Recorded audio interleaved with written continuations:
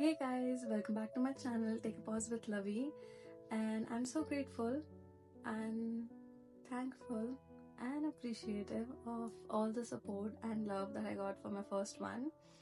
Of course, I'm trying to change something. I'm trying to bring a change. I'm trying to make sure that at least one person out of 10 should not feel lonely. So this is just my bit of doing it. But anyways, today I've got more important thing to discuss.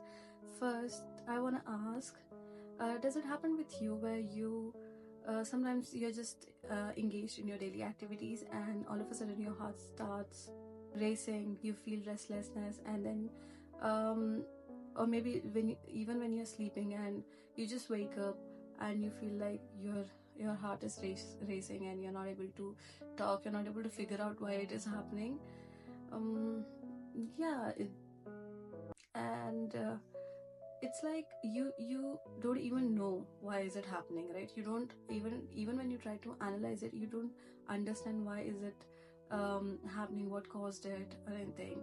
So in today's day or slang or trend, I don't know, people very loosely use the term anxiety, and they think it is something anytime they are just overwhelmed or maybe just overthinking, they just label it with anxiety, and that's when I think people are losing the seriousness behind this word, right?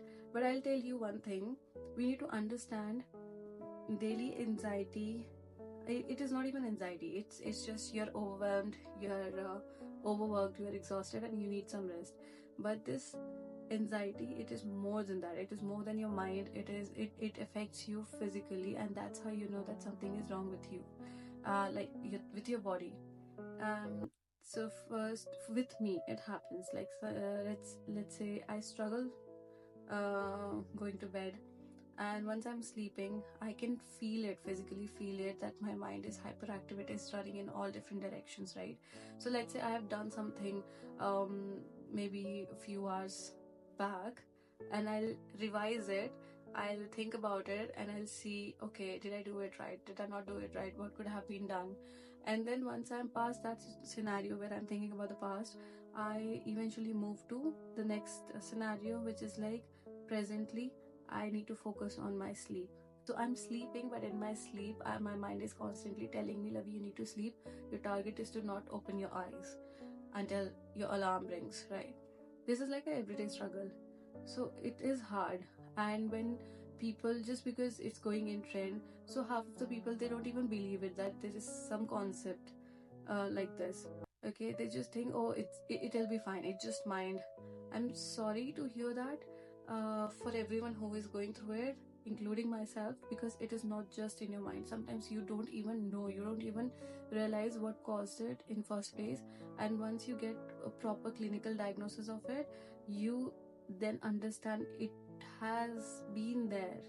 And God knows, like after many years, when you find, okay, you have some sort of severe anxiety, and it can also give rise to many other mental disorders. Okay, so I just have this message to everyone. First, try to manage it. If you think you can do it, of course you can.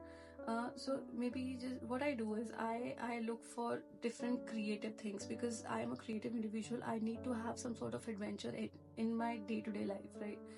And because I'm kind of stubborn in the sense where, like, if I have planned something for my day, and if that does not happen for whatsoever A, B, Z reason whatsoever, I take it heavy on my head, and it is just my coping mechanism. It is just my mind trying to help me, trying to protect me, but in the worst way possible, right? So the first time when I felt some heavy chest, and when I figured that I'm a productive person in general, but when it started affecting my day-to-day activities, when I could not sleep, even if I was lying in bed for a whole day, I was not still relaxed. So that's when I understood the difference between sleeping and relaxing. And yeah, I spoke with therapist when I felt, because I, for one, don't take defeat as an answer. I don't give up. So if I'm not giving up on somebody else's work, I definitely would not give up on my own health, on my own activities. So this thing is very much carved in my brain. Okay, and next thing, I try to rest as much as possible. I listen to sounds.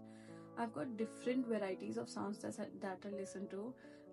Then if not, then I watch cartoons. Sometimes I need an escape from reality. I want to just forget everything and just relax my shoulder, because how I know I'm stressed because of anxiety and all of this is I feel a heaviness in my shoulder, and my back starts hurting. So that's when I know it is now getting severe, that I need to relax, I need to take a step back, I need to leave everything that I'm doing, and I need to take a pause, like a real pause. So that's when I take break for 2 or 3 days.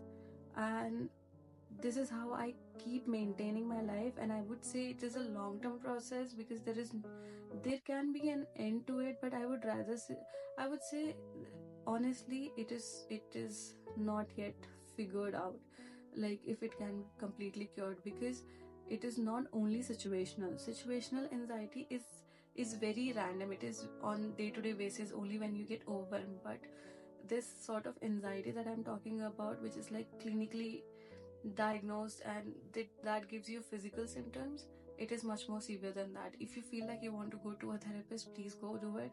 If you feel like you have to reach out to somebody closer to you, and my personal recommendation would be get a pet, whichever form. Like, you want a bird, you get a bird. You want a cat, you get a cat.